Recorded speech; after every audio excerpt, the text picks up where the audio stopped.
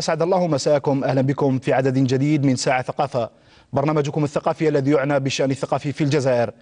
في هذا العدد وقفات عند ليالي الشعر العربي في إطار تظاهرة عاصمة الثقافة العربية، هي قسنطينة وهي لياليها، وقبل هذا وذاك وقفات أو وقفة عند شاعر مميز، نتابعه ثم نعود. وحدي أجيئك محمولا على ألمي،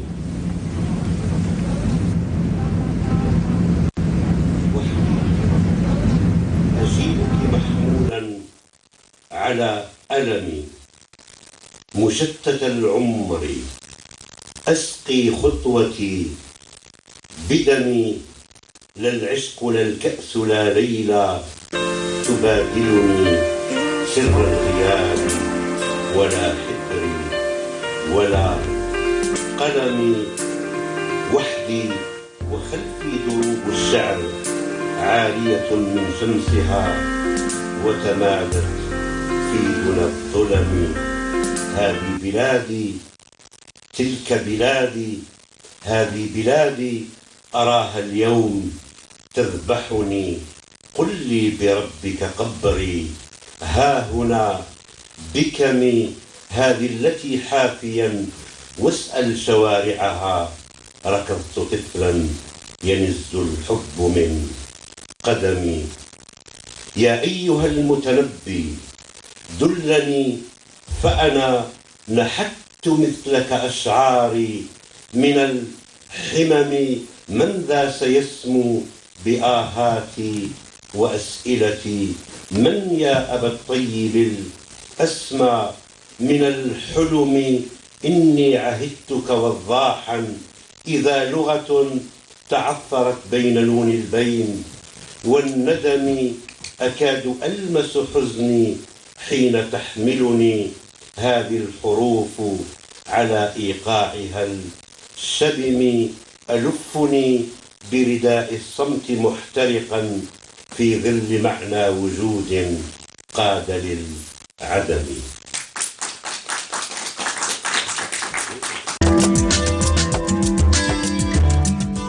هو الشاعر الكبير، الشاعر المخضرم، الذي أسعد باستضافته في هذا العدد الجديد، الشاعر بوزيد حرز الله. وقبل أن أرحب بالشاعر بوزيد حرز الله عفوا، يسعدني استضافة المسرحي الممثل والمخرج حيدر بن حسين. أهلا وسهلا. أهلا بك، مرحبا بك. العفو. معنا أيضا كما قلت الشاعر المخضرم، الشاعر الكبير بوزيد حرز الله. أهلا وسهلا. مرحبا. ومن جيل الشباب أسعد باستضافة الشاعر نصر الدين حديد. أهلا وسهلا. أخي محمد أهلا وسهلا. العفو. ومعنا أيضا شاعر الرسالة، هكذا يسمى، ربح ظريف. أهلا وسهلا. أهلا وسهلا وشكرا لكم على الاستضافة. العفو. مدخل الكلام سيكون مع الشاعر بوزيد حرز الله. بوزيد، تجربة ليالي الشعر في إطار قسنطينة عاصمة للثقافة العربية، ما الذي قد تضيفه للمشهد الشعري في الجزائر؟ ما الذي قد تضيفه؟ هذا السؤال تبقى إجابته عند أو في نهاية هذه اللقاءات، ولكن ارتأينا أيضا أن لا تمر قسنطينة عاصمة الثقافة العربية دون أن يمر الشعراء العرب على هذه المدى. دعني أقلب السؤال. مثل هكذا مبادرة كانت موجودة في تظاهرة الجزائر عاصمة الثقافة العربية، وكنتم من المشرفين عليها، ماذا قدمت للشعر الجزائري، للمشهد عموما، لشعراء الجزائريين؟ لا، في الجزائر عاصمة الثقافة العربية كان الأمر شيء آخر. نعم، إقامات إبداعية. كانت إقامات الإبداع. نعم. وهذه المرة أيضا هناك إقامتين للإبداع. نعم. ليالي الشعر مسألة أخرى تماما، يعني جديدة بالنسبة لي، كفلسفة جديدة. ماذا يقرأ في مستقبلها بوزيد حرز الله؟ ما الذي يريده منها؟ في الحقيقة أردت، هناك الكثير من الأهداف وراء هذا اللقاء الشعري، وربما من أهمها أن يتعلم شعراؤنا ومثقفونا أيضا أن يتعلموا الاستماع للشعر. نعم. هذا الشاعر حاليا في الجزائر لا يتعلم كيفية السماع لشعراء غيره. طيب، على أي أساس تم اختيار الأسماء المشاركة؟ في أسماء عربية وفي أسماء جزائرية. عادة ما تكون الأسماء العربية في حضرة وفي شرف الأسماء الجزائرية. على أي أساس قمت باختيار مجموعة الأسماء، خاصة أن الليلة المقبلة ستكون مهداة لتونس عفوا؟ نعم. الاختيارات طبعا حينما قبل المشروع الذي تقدمت به للوزارة كنت أدرك بأن المتاعب وبأن الصعوبات ستكون كبيرة. قلت طبعا لا يمكن للإنسان أن يشتغل وحده، أيضا أنا أستشير الأصدقاء في الجزائر وخارج الجزائر. قلنا للشعور بهذه المسؤولية الكبيرة كان المقياس الأول والأخير هو مقياس جمالي بحت. نحن نريد أن نسمع الشعر الحقيقي والجميل. نعم. هذا هو المقياس. نعم. طيب رابح ظريف، جماليا دائما أي أثر نبتغيه من ليالي الشعر، من مشاركتنا في مهرجانات شعرية عربية؟ ما الذي ستضيفه هذه الفلسفة الجديدة للشعر في الجزائر، خاصة أنك شاركت في الموسم الثاني لأميري الشعراء؟ شكرا سي محمد. طبعا أنا أعطي الفرصة لأشكر الشاعر الكبير بوزيد حرز الله على هذا المشروع الذي تقدم به إلى الوزارة، كما أيضا هي نشكر الوزارة على الموافقة على هذا المشروع. الناس تشتغل وتجتهد من أجل أن تعطي قيمة مضافة للساحة الشعرية الجزائرية. في اعتقادي أن أهم شيء يعني بالنسبة لي تقدموا إقامات ليالي الشعر أو إقامات الإبداع، خاصة ليالي الشعر العربي في الجزائر. أولا نتكلموا عن الحدث، يجب أن يكون هناك حدث شعري. نعم. لأنه الأمر يتعلق بالثقافة العربية، واللي يعتبر الشعر أهم رافد وخزان لهذه الثقافة العربية. نعم. ثانيا من أجل أن يتنقل المشارقة والشعراء العرب إلى الجزائر في صرح تاريخي وثقافي مهم جدا. نعم. اللي هو قصر أحمد باي اللي تبنى في عام 1926، تغير إلى المسرح الجهوي لقسنطينة.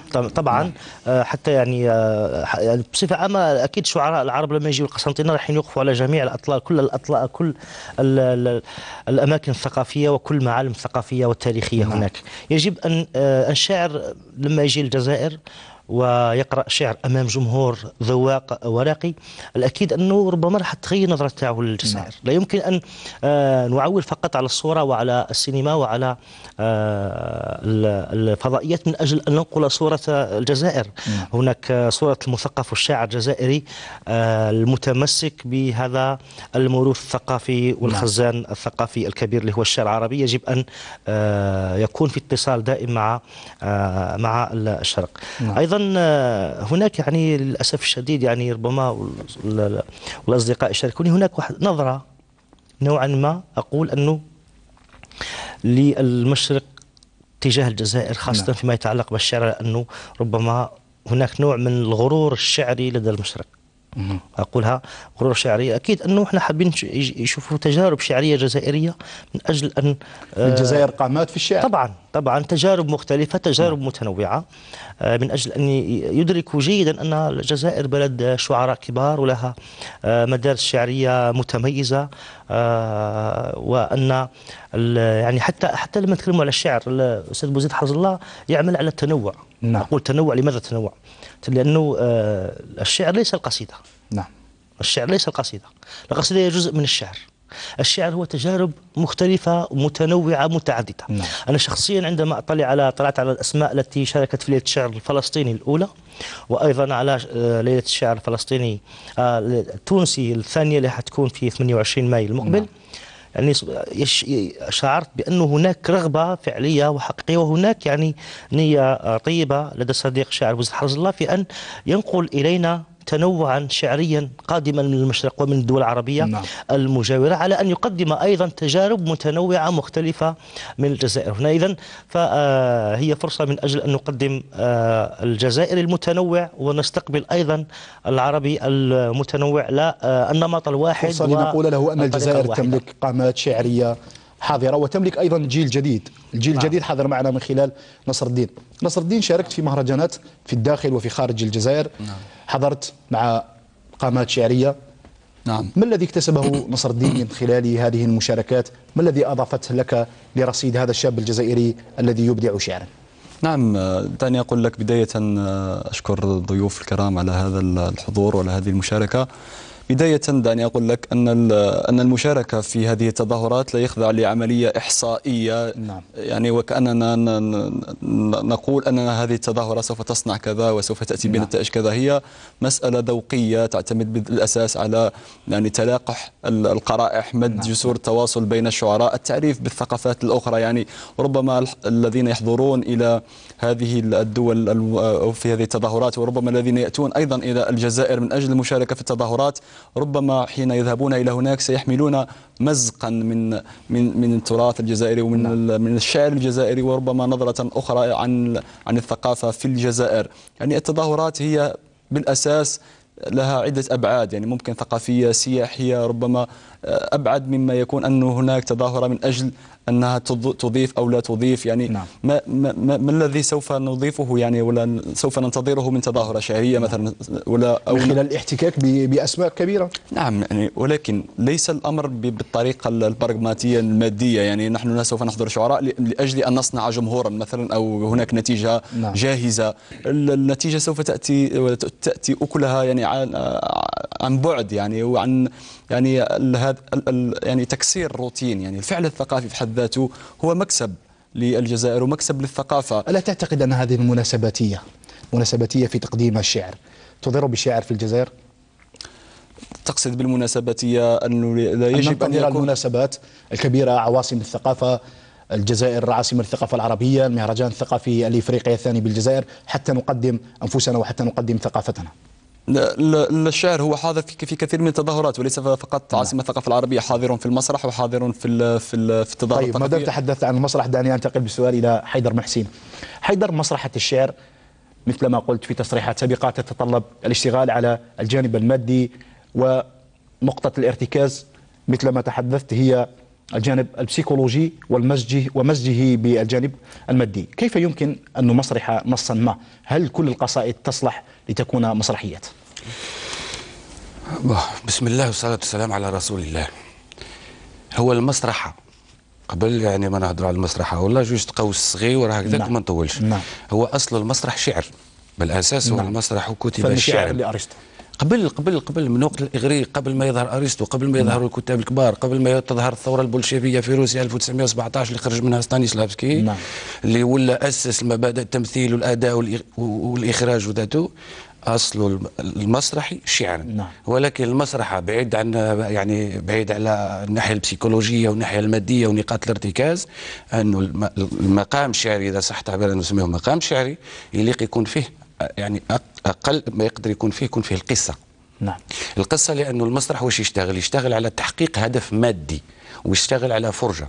وهو في السياق العام وفي النمط العام وفي الاختلاف المدارس ولا الاختيارات الشعريه اللي يكتبوهم الشعراء نتاعنا، تلقى اكثر ما تكتب عن الشعر، لانه احنا عندنا شويه ان تي بو دو ريكول، اسمح لي الكلمه.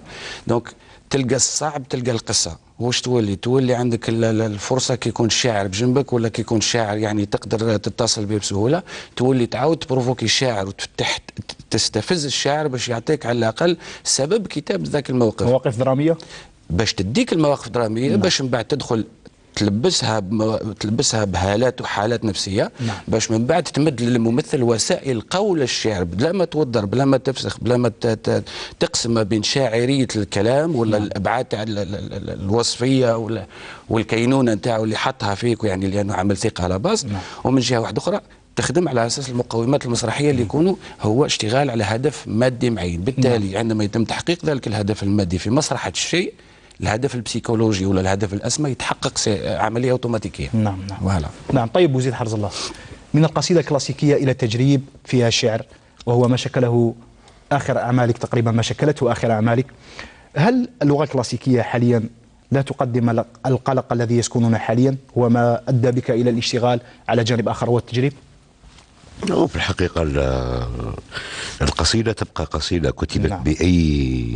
بأي قالب ولا بأي لغة يعني. نعم. يعني حتى اللغة الدارجة أحيانا تستوعب الكثير من الجماليات وتخلق نصا شعريا جميلا. أنا يبان لي باللي الإنسان طالما الإنسان راه موجود ويعيش ويقرأ ويكتب، لما لا يجرب يعني. في الحق أنا أكتب، حاولت حاولت أن أكتب قصيدة النثر، ولكن أعتقد أنني فشلت فيها، ربما لأن ثقافتي وتكويني كان تكوينا كلاسيكيا قديما. أحن دائما إلى القصيدة العمودية العربية بكل ما تحمله من جمال ومن فتنة يعني. نعم. طيب، في ديوان بسرعة أكثر من الموت، اشتغال على الروحانية أكثر، هل هو مرحلة جديدة في عمر الشاعر بوزيد حرز الله؟ هي ضرورة حياة أم ضرورة زمن؟ والله وكأنك تسألني سؤالا متى تكتب أو كيف تكتب أو متى تأتيك القصيدة. أنا أعتقد بأن هذه الحالات هي تأتي هكذا وحدها دون أن تستأذنك ودون أن تستشيرك يعني في النهاية يعني. نعم. طيب، تبقى القصيدة الكلاسيكية العمودية هي الأقرب لقلب بوزيد حرز الله. أنا أحبها كثيرا. نعم. طيب، رباح ظريف، ما هي المفاصل التي تشتغل عليها في تقديم القصيدة الشعرية حاليا؟ في الحقيقة دائما أحب أن أفرق بين الشعر والقصيدة. أشرت نعم. إلى ذلك قبل قليل وأعيد. الشعر يسكن كل شيء، في المسرح، في السينما، في الفن التشكيلي، في الرقص، في كل مجالات، في الكون كله موجود فيه الشعر.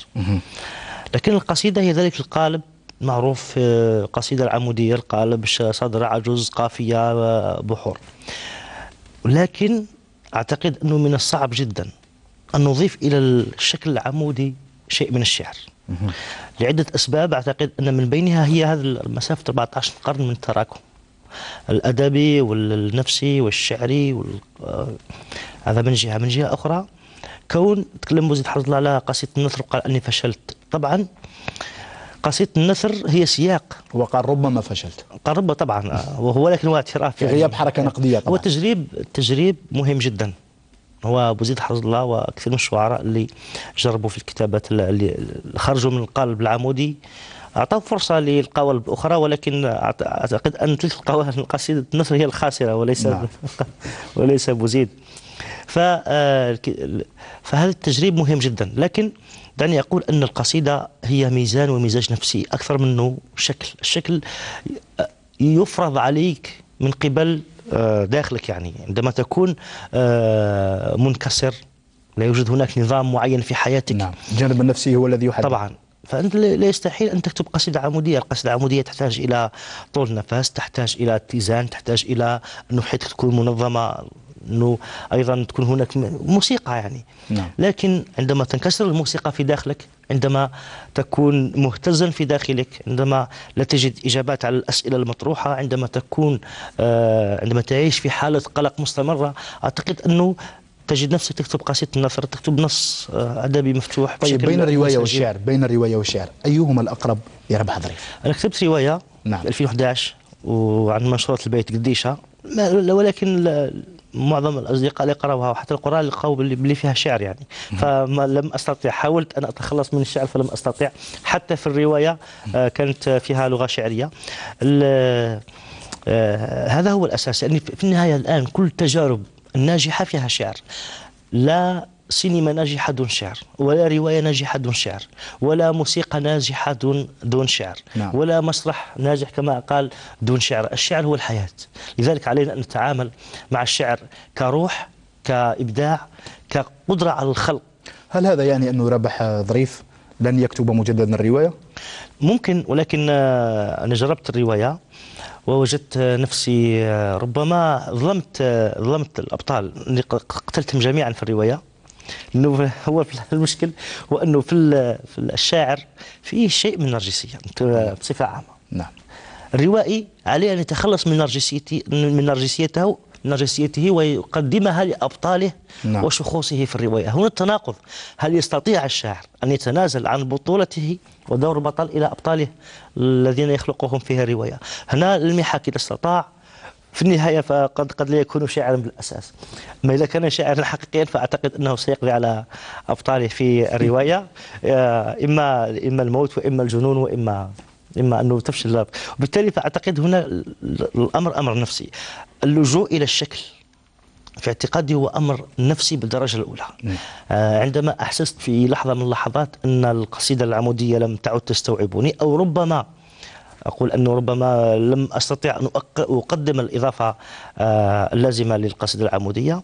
ما كتبتش النثر لأنه أعتقد أن القصيدة الشكل تاعها شكل يحتاج إلى نوع من الاحترام، يقترب إلى التقديس. نكتب شيء، نكتب نص نثري ونسميه قصيدة شعر، لا، ممكن نسميه شعر، أمر عادي، لكن قصيدة شعر، قصيدة عندها علاقة بنا وبماضينا، وأيضا علاقة بشخصيات بأبطال في تاريخ اتجهت مباشرة للرواية حفاظا على قدسية ذلك الشكل القصيدة. ثم راجعت القصيدة، يعني حتى تجربة إن شاء الله تكون، يعني هي في النهاية تجارب، في النهاية كل تجارب. أحسست أني بحاجة إلى أن أكتب شيء مختلف. تجارب تشكل مسار مثقف عبر امتداد الأيام. نعم. نصر الدين، قلت أنه الآن نحن نحيا عصر الشعر. نعم. والجميع يتحدث عن عصر الرواية. ما هي مبررات نصر الدين في هذا الطرح؟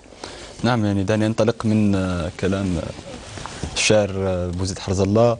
كان قال أنه أو قلت أنه الشعر يعني كلاسيكيا، أو هذا أمر متعلق بالقوالب الجاهزة التي تسكننا. يعني العصر عصر الشعر، لأنه الشعر كما قال السيد رابح ظريف هو يسكن كل شيء، يعني يسكن القصائد، يسكن المسرح، يسكن كل شيء. دعني أقول لك أن الشعر ليس كل ما يكتب باللغة العربية الفصحى ولا اللغة الكلاسيكية، أو الذي يجبر القارئ على النزول إلى المنابر لاستماع للشعر. الشعر هو كل الذي يكتب بكل اللغات، يعني باللغة الفصحى، بالدارجة، بالأمازيغية، بكل اللغات، يعني بكل لغات أهل الأرض. حين يصبح هذا الشعر في شكل أغاني أو يقدم في شكل فيديو كليبات، يعني أعتقد أن الشباب اليوم يسمعون هذه القصائد التي في الأصل كتبها شعراء، يعني كل يوم بشكل دوري وبشكل يعني متكرر عشرات المرات في اليوم، في أعمال كاظم الساحر. نعم، وأم كلثوم في يعني الشاعر يتكرر. نعم، أحمد رامي.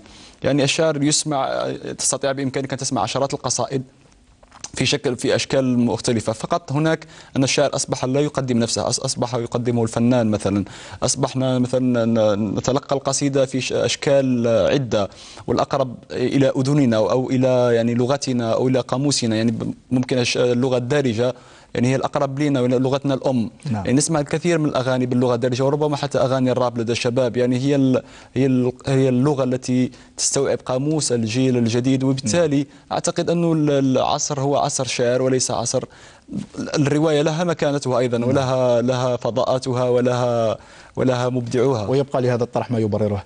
طيب حيدر، تحدثت عن القصة القصيرة، عن تجارب جديدة وجميلة في الاشتغال على القصة القصيرة في الجزائر.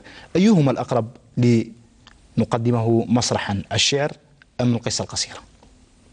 والله ما تقدرش تفصل الشعر، ما نظنش باللي تقدر تفصل الشعر. هذا لانه جاء كنتيجه لسياق معين، جاء نتيجه لمسار الشعر في حد ذاته. كي تشوف احنا كيفاش نقتربوا للاشياء زعما كمسرحيين، ويفترض فينا الأكاديمية، ويفترض فينا تأسيس لطرح علمي معين، أنه كي تشوف مسار الشعر كيفاش تلاقى الشعر مع الفضاء اللي سمي من بعد مسرحا، من وقت الإغريق إلى الوقت الروماني، ما بعد وقت الروماني، من بعد تأسيس أوروبا، من بعد موازاة بالمقابل تأسيس العالم العربي قبل يعني بقرون وكذا. ما تقدرش تفصل الشعر عن المسرح. يعني قلت لك من قبل، أصل المسرح شعر. شكسبير كتب شعرا، لم يكتب مسرحا. ولكن ما عرف نقول لك بوكو بلوس، ما قدرناش نستغلوه، ما عرفناش نستغلوه لأنه الشعراء ضحايا نفوسهم. هذا منظور اللي نتحمل مسؤوليته. يعني ضحايا نفوسهم في نقص اللقاءات مع نفوسهم، في نقص الانفستيسمون، الاستثمار في نفوسهم، في يعني في الاشهار باعمالهم، ولا بعكس واحد اخر كي تشهر بالشخص تشهر بالعمل. دونك المنظومه اللي لازم تكون بالموازاه مع الشعر، وتساير ليفوليسيون تاع الشعر، ويكون الاختلاف، وماشي الخلاف، يكون لا ديفيرونس، كي يكون الاختلاف يكون درجات تاع استثمار على مختلف المستويات. لانه الشعر يربي الاذن، يربي السمع، يربي السماع، يربي الذوق، يربي كيما تحب، يعني كيما الزاويه اللي تشوف تلقى باللي راه وسيله تاع تديك وترتقي بك الى درجات يعني اكسترا اوردينير. ولكن نظن باللي كان من الأجدر أن احنا نفرض تواجد الشعر، أن نفرض تواجد الشعر في كامل المقامات اللي يمكن لنا أن نفرضهم، لأنه بأساس أنه يرتقي بك المسرحيين يعاودوا يهزوا ويوليوا يسانسبيروا ويرفدوا من الشعر. لانه المسرحي بالاساس راح يروح ماشي للقصيده، راح يروح للحاله الشعريه الشاعريه، راح يروح في ردودها، فراح يروح في تاسيس المواقف دراميه معينه. ولكن الفرق اللي كان ما بيناتنا برك هما امور تقنيه، امور ماديه ناسوا بها بحركيه معينه، بلاستيك جسمانيه معينه، نوعيه اداء معينه، مقامات في تلوين طبقات الصوت، في الاداء، في الالقاء. من بعد كي تدخل حيز الإخراج يؤسس على حساب ما يدركه، ما يفهمه، ولا بالأحرى ما يدركه المخرج في علاقته مع الشاعر. لأن كي تشوف القصة القصيرة قيمتها في المسار وتأسيس المسرح في حد ذاته بانت بالفائدة اللي زادها أنطون تشيكوف. تشيكوف كاتب روسي خلق جدد بالأساس المنظومه اللي كانت في ذاك الوقت، بحكم انه نزادوا في دول عظمى، في قوى عظمى، في كذا، هذو كان سوني كو دو بيان في كيلك بار. مي القصه القصيره عندها حتى هي نابور، عندها فائده، من الفائده نتاعها من ناحيه تلخيص الموقف الدرامي في اقل واقصر واوضح عرض. دونك هي الفرجه متوفره على جهتين، ولكن القصه القصه القصيره واش متوفر فيها؟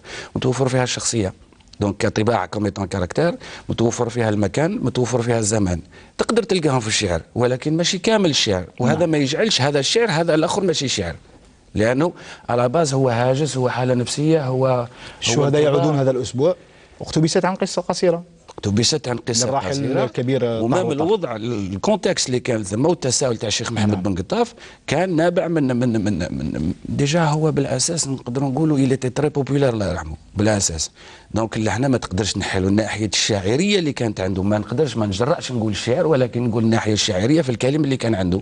في الكلام اللي كان عنده بحكم نقولها يعني بالمصطلحات اللي عندي، بالحكم الوزن، بحكم نوعيه الكلام، بالحكم انسيابيه النصوص اللي كانت تدور ما بين الشخصيات. دونك المقارنه ما بين القصه القصيره في المكان، في الوحدات، في المكان، في الزمان، وحده فعل. الشعر وصف، يا بوكو ديسكريبسيون، بزاف الاوصاف. الوصف هو اللي يعطيك طابع اللي ما تقدرش يشحن لك الممثل ويقرب لك الحاله النفسيه للممثل. بالتالي الاداء تاع الممثل اللي راح يكون هو من بعد في الواجهه، اذ ذاك يلغى المخرج، يلغى الكاتب، يلغى كل شيء الا الممثل وشاعريته. وحضور الشاعر يولي الشاعر والحاضر الغائب. فوالا. طيب بوزيد حرز الله، اضافه على قول؟ انا حبيت يعني في نفس السياق اللي تكلم فيه الاستاذ حيدر، انا يبان لي باللي هناك خلل ما عندنا هنا في الجزائر يعني ثقافيا. يعني هل عندنا امكنه نلتقي فيها؟ هل يلتقي المخرج والمسرحي مع الشاعر؟ هل يلتقي الشاعر مع الموسيقي مع الملحن؟ ينبغي لنا من فضاءات، ينبغي لنا ان نلتقي. ولذلك انا الان في مشروع إقامة الإبداع اللي راح تكون أول إقامة في شهر أوت، أعطيت لها عنوان كبير اللي هو الشعر والمسرح. أردت أن أعيد الشاعر إلى بيته الأصلي اللي هو المسرح. أنا وفكرت في إقامة ثانية في شهر ديسمبر اللي هي الشعر والتشكيل أيضا، علاقة الشاعر بالفنان التشكيلي. إذا أنا أكون سعيدا لو أن مخرجا مثل الأستاذ حيدر يكون معنا في هذه الإقامات. أنا سأدعو مخرجين سينوغراف كذا يشاركون معنا في هذه الإقامات، يلتقون بالشاعر وهو يكتب، يتابعون هذه الحالات ونذهب بها إلى المسرح، ويتحول الشاعر نفسه إلى ممثل ويؤدي نصوصه التي كتبها. أنا هذا آمل في هذا كثيرا. يعني نخرج من تلك الطريقة أن الشاعر يطلع في منصة ويقابله جمهور ويقرأ. ينبغي أن نبحث عن آلية أخرى لإيصال الشعر. المسرح واش يضيف آلية الأداء، يضيف لك آليات في أداء، يعني باش نكونوا عمليين. من ناحية الأداء، الناحية الفيزيولوجية، من ناحيه تاسيس المراحل اللي راح يرتقي بهم الشاعر، لانه كما كان الحال هي حاله نفسيه معينه، حاله فكريه معينه، فلسفه معينه. الاضافات ولا الارتكاز على الاداء راح يعطيك حضور، قوه حضور في الفضاء، قوه حضور في الفضاء راح تجلب الانتباه. كي تجلب الانتباه ثم الخطاب راح يتجه يا للعقل يا للاحساس، ثم يعتبر اكسبتاسيون تاع الببليك، ثم راح يكون عمليه اندماج مع الببليك. نعم. طيب ربح ضريف، رباعية رجل دين إلى أين وصلت؟ رباعية رجل دين هي مشروع سيكتمل إن شاء الله. هي حاولت من خلال هذه الرباعيات أن أوزع تمزق، مش تمزقي فقط، تمزق جيلي، تمزق الإنسان في الوقت الحالي في رباعية. كل رباعية ابتعاد الإنسان حاليا عن التراب. طبعا هو الإنسان الآن دائما ولو أنه أصله من تراب، ولكن تجده دائما متعلقا بالسماوات، ولكن في النهاية سيعود إلى التراب. نعم. ولكن نهايته الأبدية ستكون في السماوات. نعم. هذا شيء، هذه المصادفة. لكن دعني أقول أن من حسنات الشعر أنه الوحيد القادر على معالجة هذا التمزق، ليس من ناحية التداوي ولكن من ناحية الاكتشاف. أنا الشاعر لا أرى فرقا بين الشاعر والعالم، بين الشاعر والفنان. نعم. والمسرحي، وبين عالم الفيزياء وعالم الكيمياء والطبيب. الشعر والإبداع في النهاية هو اكتشاف، ليس إبداعا بقدر ما هو اكتشاف، لأنه الشعر موجود في الكون، الموسيقى موجودة في الكون، فالشاعر يؤسس لأدواته من أجل أن يحفر في النفس الداخلية وفي الكون الذي يحيطه، من أجل أن يكتشف القصيدة ويقدمها للقارئ. نعم. أيضا الباحث في شؤون أخرى الطب والفيزياء أيضا يؤسس لأدواته ويبحث عن الدواء للداء، يبحث عن القانون اللي راه موجود الأصل في الطبيعة. نعم. اللحن الموسيقى أيضا نفس الشيء بالنسبة لي أنا. الألحان العظيمة الخالدة والقصائد العظيمة الخالدة هي في الأصل ليست من إبداع الشعراء، إنما هي موجودة في الكون، لكن الشعراء والفنانون اكتشفوها وقدموها لنا للإنسانية لكي تستفيد منها. نعم. ولكي تستمتع بها. في النهاية هذا هو مهمة الشاعر، هي البحث، هي الحفر. تقريبا هي نفس فلسفة ليالي الشعر العربي بوزيد. نعم. الشعر والتراب.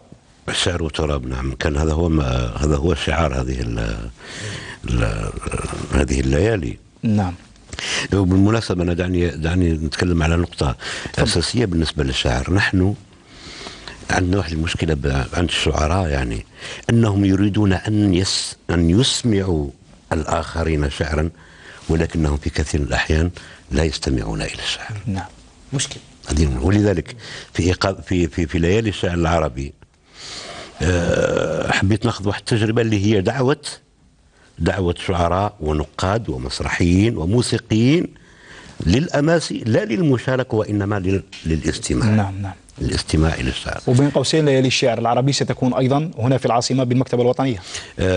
قلنا هذه المرة لكي نعمم شوية المسألة، أن الأمسية الأولى تكون في قسنطينة الخميس الأخير. نعم. من كل شهر، ثم يقرأ الشعراء هنا في المكتبة الوطنية بالجزائر العاصمة. نعم. طيب وزيد بصراحة، ماذا ينقص المشهد الشعري حاليا في الجزائر؟ والله سؤال كبير يعني. أولا نحن نفتقد كثيرا إلى ثقافة المحبة وثقافة أن نلتقي، أن نستمع إلى بعض، أن نتحاور. هذه مشكلة كبيرة الآن كل شاعر يعيش في فلك وحده، ولا نلتقي إلا قليلا. احنا ينبغي لنا من أن نلتقي وأن نستمع إلى بعض، أن نختلف، أن نتحاور، هكذا نستطيع أن نخرج بالشعر إلى بر الأمان. نعم. نصر الدين، هل تعاني من ربطتي العنق؟ يعني والله كلام بوزيد حرزة الله يحيل إلى كثير من المسائل. يعني الشعراء فعلا لا يستمعون إلى بعضهم البعض. يعني تجد أن الشاعر يحضر معك الأمسية الشعرية، بمجرد أن يقرأ قصيدته ينسحب من القاعة يفر من القاعة ويترك الجميع. جاء ليقرأ فقط ولا يستمع. يعني هناك مشكلة، هناك كثير من الشعراء والقليل من الشعر. هي النرجسية التي تحدث عنها رمح. نعم، هناك الكثير من الشعراء والقليل من الشعر، هناك الكثير من المرابر والقليل من الشعراء، هناك القليل من الشعر والقليل أيضا من المتذوقين.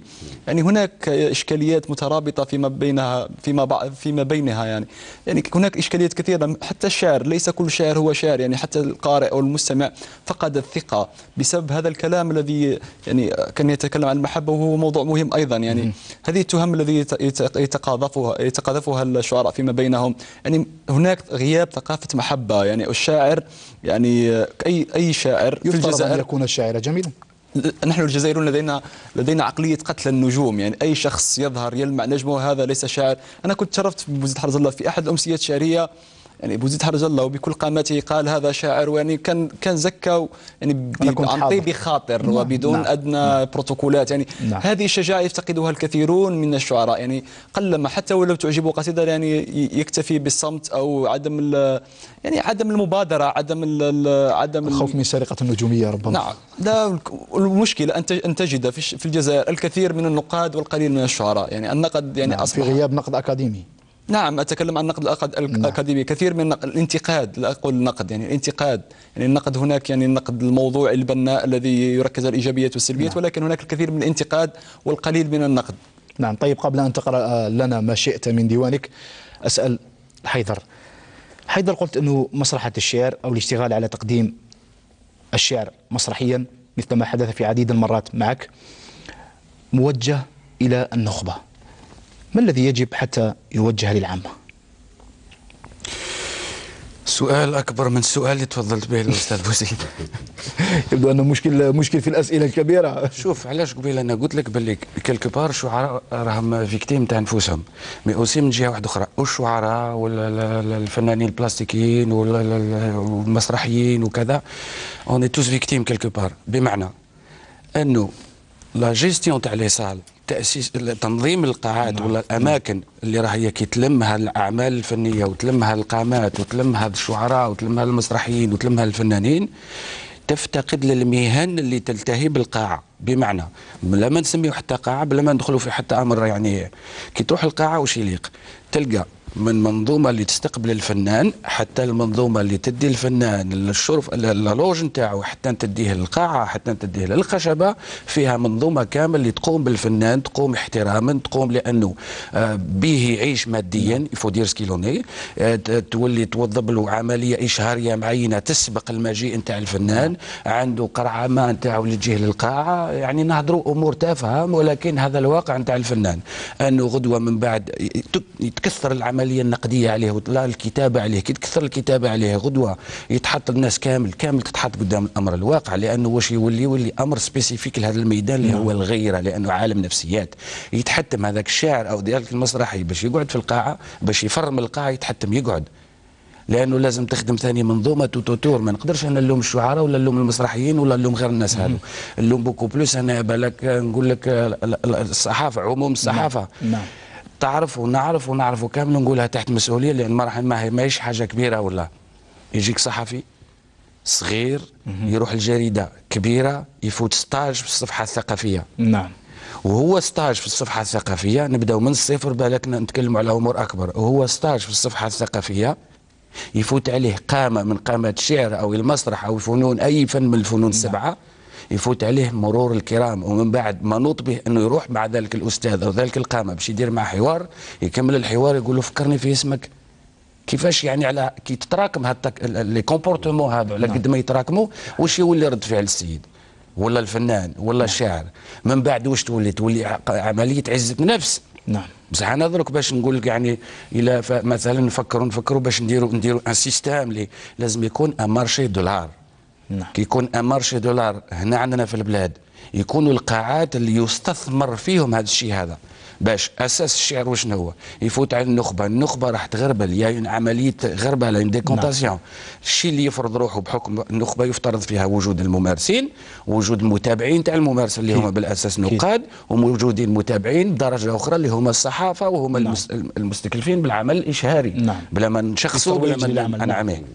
هذا كيكون على مستوى هذه النخبه، الممارسين، النقاد والصحافه، تكون العمليه متابعه ويكون نقاش ويكون مد ويكون جزر، راح تكون غربله. الغربله هذيك هي اللي تخرج للعامه، هذيك اللي تخرج في سياق في شكل كتاب، هذيك اللي تخرج في شكل ديوان، هذيك اللي تخرج في شكل مسرحيه. نعم. مكتوبه او مطبوعه. نعم. وكذا. دونك الشاعر وحده ولا المسرحي وحده ولا بالاساس الشاعر وحده اللي نظن بالك هو اللب، هو الاشكاليه كالكبار. نعم. نعم. ما يقدرش يعيش بعيد عن المنظومه، باسكو تولي في اساس المنظومه واش هي. كي تتحسن المؤسسات تتحسن بالتالي المدينه، كي تتحسن المدينه يتحسن لو كومبورتمون، تصرف. نعم. نظن سي سا والله اعلم. نعم. طيب الاسم عبد الغني، اللقب بن حريزه، والموضوع كاريكاتير خاص عن هذا العدد. نتابع ثم نعود.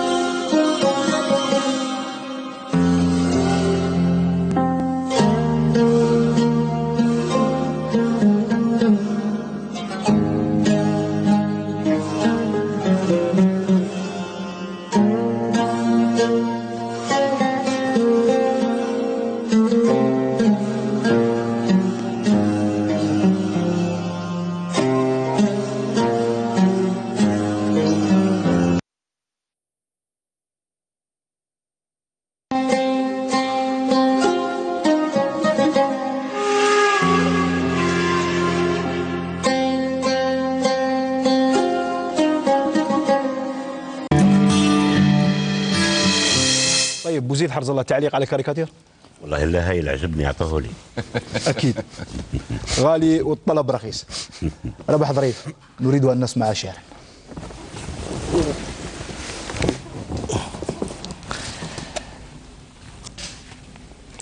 لحظات صمت قبل سماع الشعر. طبعا صعب الاختيار يا استاذ، انك تختار يعني واحدا من بناتك. ربح هنا سيختار. قصيدة عنوانها حكمة المجرى.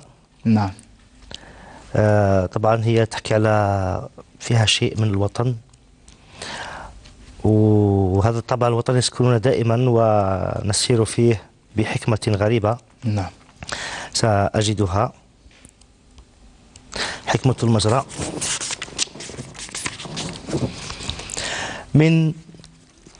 من صرخة الميلاد للأكفان، لي عفة الكرسي في السلطان، لي حكمة المجرى يسير بنهره للبحر دون قيادة الربان. أنا هكذا في الحب أشبه ركعة لم يكتمل بختامها إيمان. من حاجتي لله حتى رغبتي في الصمت أركض حافي الأوطان، شوقا إليك وأنت في سجادتي، في ملمحي وملامح الخلان. من أين يا وطني سأبدأ دمعتي؟ من أصلها في القلب أم شرياني؟ لك جنتان ولابن آدم جنة، لولاك ما طلب المثوبة جاني. البحر في عينيك أحلى، كلما حدثت موجك سال من أجفاني. الرمل حولك ليس في صحرائه، هو لهفتي والشمس من حرماني. بك جنتان، هنا تسمى جنة وغدا تسمى جنة الرحمن. لما ولدت بعثت من صلصاله، وأموت طين بياضه أكفاني. ألقيت في حجر الظلام حجارتي حتى يضيء الليل من مرجاني، وغسلت طين الروح في أشواقه حتى أعدل داخلي وجداني. ووقفت بين طريقتي في حبه وطريقه في الحب والإيمان، ما بين حالة ضائع في حاله لم يلق غير الجمر في شطآني، ومحلق في السر يتبع سره ويحط حين يتيه فوق لساني. قد كنت بينهما أجر سمائي الأولى وأسأل شمسها عنواني، حتى تلفت لي وحطت جنتي جنبي ولملم حيرة اطمئناني. فإذا بقلبي رقصة صوفية، وإذا بعمري لحظة وثواني. لم أدر أن الله علم آدم الأسماء إلا عندما سماني. الله جميل. طيب هو الشاعر على المباشر في ساعة ثقافة لهذا العدد، ومنه سؤال آخر إلى حيدر. حيدر، كيف تقرأ راهن المسرح حاليا في الجزائر؟ سؤال أكبر. والله je suis désolé de dire باللي احنا نوعية القاعات اللي عندنا اسميهم دي بوت ايطاليان. هاد القاعات ولا هاد العلب الإيطالية فقدت المهن، لي بوتي ميتي ولي غران ميتي. راحوا لي ريجيسور، راحوا لي بلافون، راحوا الحاكمين لا درابريتسان، راحوا لي زارتيزون تاع لي كوستيم، راحوا اللي يقعدوا في السانتر، راحوا لي سانتريي، راحوا اسمح لي نهضر في فرونسي باسكو التراجم ما كانش على كل حال. فقد يعني جو تير سون دالارم. المسرح ودر المهن من لي بوتي ميتي، من لي سو ميتي، من لي ميتي اللي هما منوطين ويعني عندهم خصوصيه باصل بوات ايطاليان. نعم. كي راحوا لميتي راحت بنيه تحتيه كبيره للممارسه.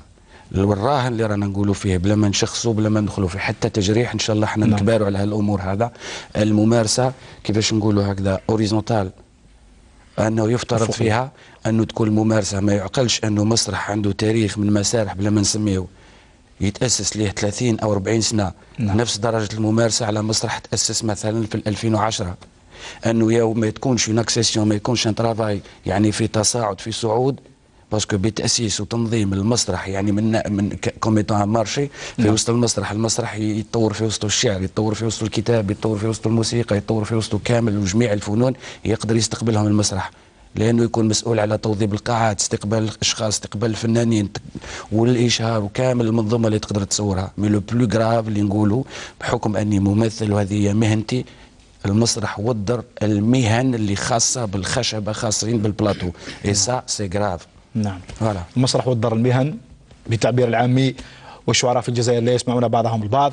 طيب بوزيد حرز الله، كيف تقرأ راهن المسرح حاليا، وأنا أعرف أنك من المتتبعين للمسرح ولمختلف الفنون؟ هل يقنعك؟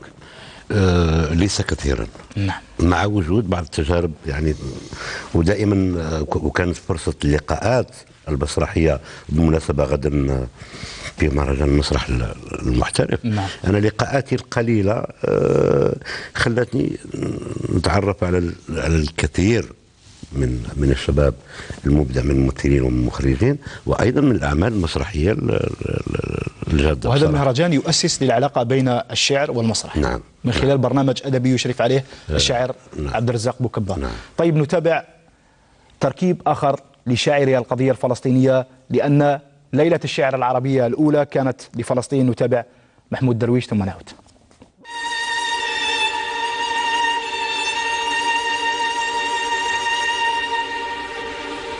مقهى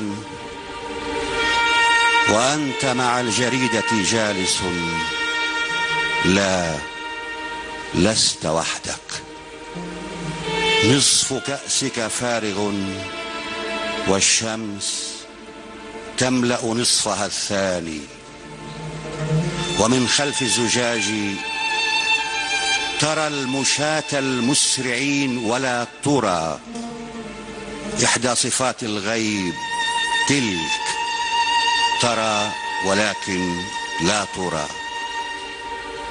كم أنت حر أيها المنسي في المقهى، فلا أحد يرى أثر الفراشة فيك، لا أحد يحملق في ثيابك أو يدقق في ضبابك إن نظرت إلى فتاة وانكسرت أمامها. كم أنت حر في إدارة شأنك الشخصي في هذا الزحام بلا رقيب منك أو من قارئ. فاصنع بنفسك ما تشاء، اخلع قميصك أو حذاءك إن أردت، فأنت منسي وحر في خيالك. ليس لاسمك أو لوجهك هاهنا عمل ضروري، تكون كما تكون، فلا صديق ولا عدو هنا يراقب ذكرياتك. فالتمس عذرا لمن تركتك في المقهى لأنك لم تلاحظ قصة الشعر الجديدة والفراشات التي رقصت على غمازتيها. والتمس عذرا لمن طلب اغتيالك ذات يوم، لا لشيء بل لأنك لم تمت يوم ارتطمت بنجمة وكتبت أولى الأغنيات لحبها. مقهى وأنت مع الجريدة جالس في الركن منسيا، فلا أحد يهين مزاجك الصافي، ولا أحد يفكر في اغتيالك. كم أنت منسي وحر في خيالك.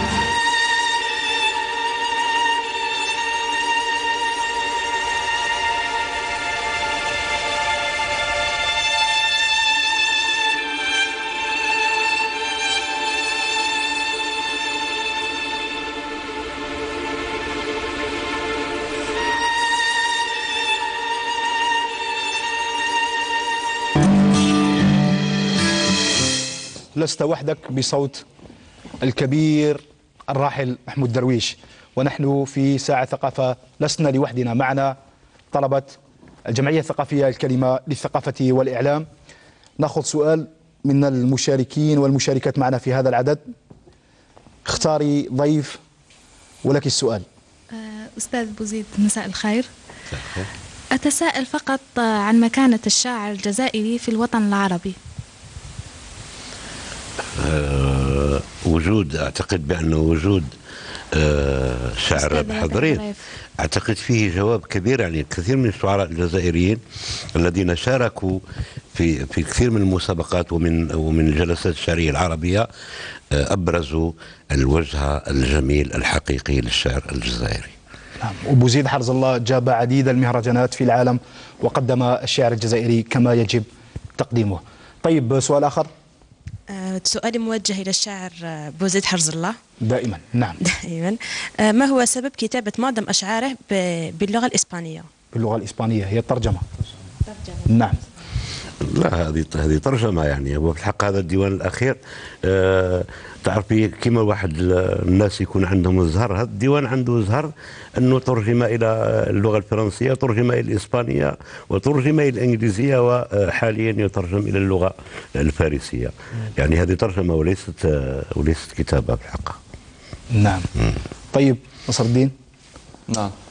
ننتظر منك ما يقال في الشعر. سأبدأ رحلة البحث يعني. تفضل. على طريقة لك أن تختار. زميلي رابح. ربطة عنق من الربطتين. هي ربطة لا ربطة لي على كل حال. نعم. بدون ربطة عنق. ربما أنا الوحيد الذي يرتدي ربط اليوم.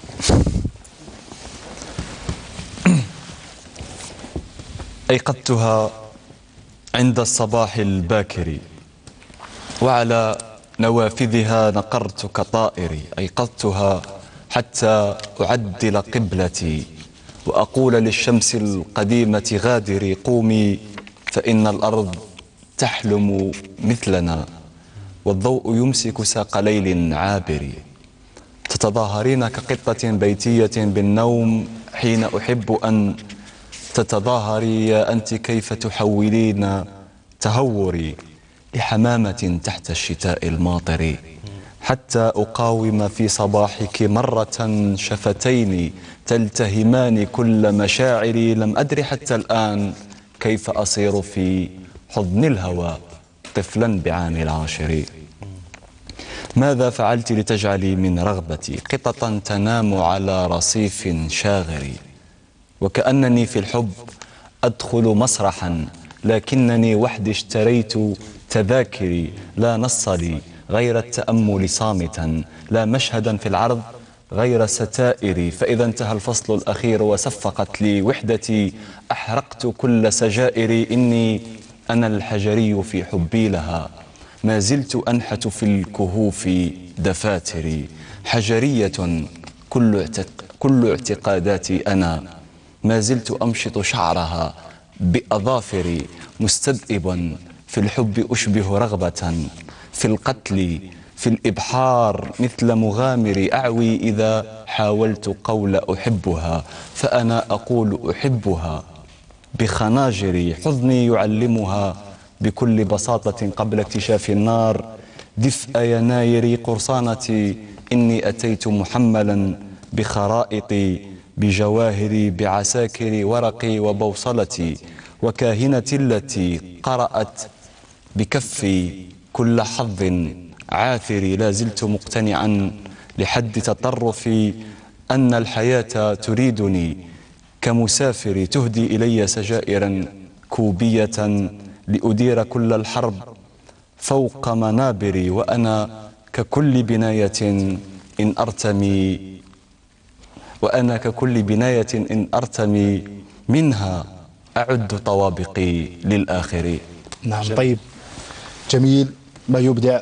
وفي كل مرة أسمع لنصر الدين أشعر بالسعادة. المخرج رضا والي ركز في الصورة على الشاعر الكبير بوزيد حرز الله. بوزيد، تماهيت مع نصر الدين، هل يذكرك بشبابك؟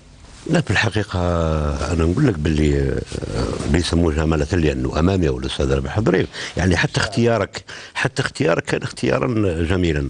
شوف هذه الأجيال وتواصل، يعني رابح الثمانيني وناصر الألفيني إن صح التعبير. الشعر لا زال بخير، مع أيضا مع وجود الكثير من يشوه الشعر، خصوصا في هذه المواقع التي كثرت، مواقع التواصل الاجتماعي. نعم. لا زال الشعر الجزائري بخير فيما استمعنا إليه. نعم. طيب سبقت السؤال، رابح ضريف، شعر الفيسبوك هل هو فعلا شعر؟ اسمح لي فقط، هل هو قصيدة؟ راح نجاوبك ولكن نفتح قوس. أنا نعم. تذكرت الآن، حبيت نهني نعم. أديبنا الجزائري وسيني الأعرج نعم. بحصول مؤخرا على جائزة عربية نعم. مهمة جدا، تهاني كعادته طبعا. نعم. أيضا أحب أن أقول أنه بوزيد حرز الله لم يشجع فقط نصر الدين حديد، شجعنا جميعا. أنا كنت أول ما تلقيت هو عراب الشعر في الجزائر حاليا، لقيت في 98 في مؤتمر اتحاد الكتاب، قلت ما لحقتش 20 سنة، لكن بعد ما قرأت في المنصة جاني وقال في كلاما جميلا جدا رائعا أحفظه لحد الآن. و بوزيد حرز الله أعرفه على مدار أكثر من 17 سنة، الحمد لله هو صديق وأستاذ أحترمه، وكلما التقيته كأنني ألتقيه للمرة الأولى، يعني بصراحة هو كبيرنا الذي علمنا الشعر يعني. نعم.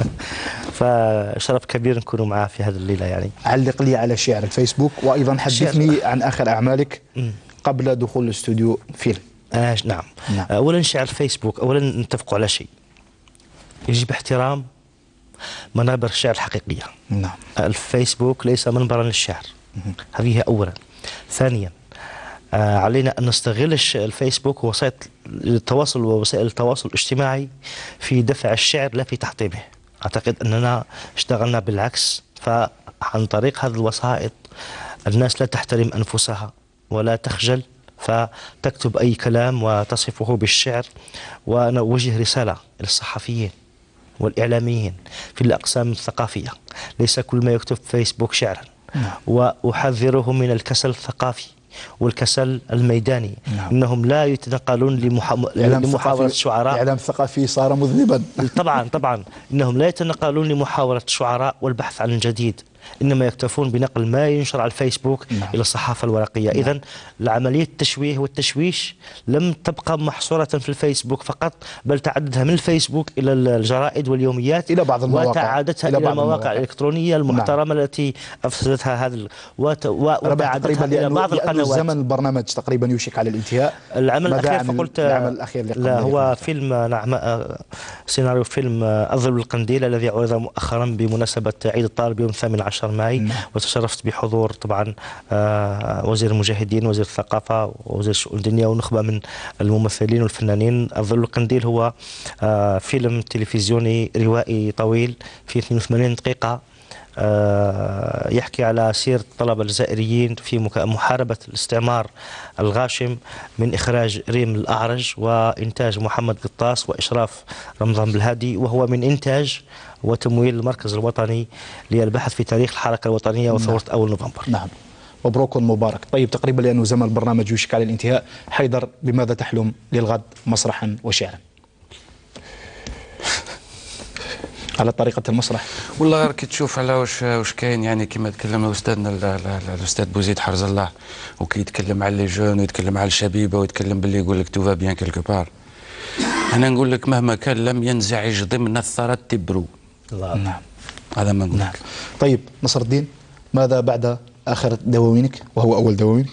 نعم، هو أول ديوان وآخر ديوان. يعني أنا مقل في الكتابة يعني، ولا يوجد يعني جديد يعني يستحق الذكر كما يقال. استراحة محارب. نعم، هي استراحة محارب، وأمل العودة قريبا إن شاء الله. إن شاء الله. بوزيد حرز الله، ماذا كتبت؟ هل تكتب هذه الأيام؟ نعم، أنا أنهيت ترتيب لديوان جديد عنوانه انتهيت إليك. انتهيت إليك. نعم نعم. أنا يقترب من وحدي. محمود درويش يقول لست وحدك. يعني بوزيد حرز الله، كنا سعداء جدا بحضورك معنا، بتشريفك لنا في هذا العدد الجديد من ساعة ثقافة. الشكر موصول للمسرحية، الممثل والمخرج حيدر بن حسين، شكرا لك. الشكر أيضا موصول للشاعر شاعر الرسالة ربح ظريف، شكرا لك. والزميل الإعلامي والشاعر نصر الدين حديد، شكرا لك. شكرا. على أمل اللقاء في عدد آخر حاولنا الاقتراب من ضفافها الشعر في الجزائر، من لياليه في إطار الجزائر التي تحتضن هذا الحدث الكبير، قسنطينة عاصمة للثقافة العربية. نلتقي في عدد آخر، هذا العدد هو العدد ما قبل الأخير لساعة ثقافة لهذا الموسم. نلتقي بعد 15 يوم. دمتم في رعاية الله وحفظه. سلام.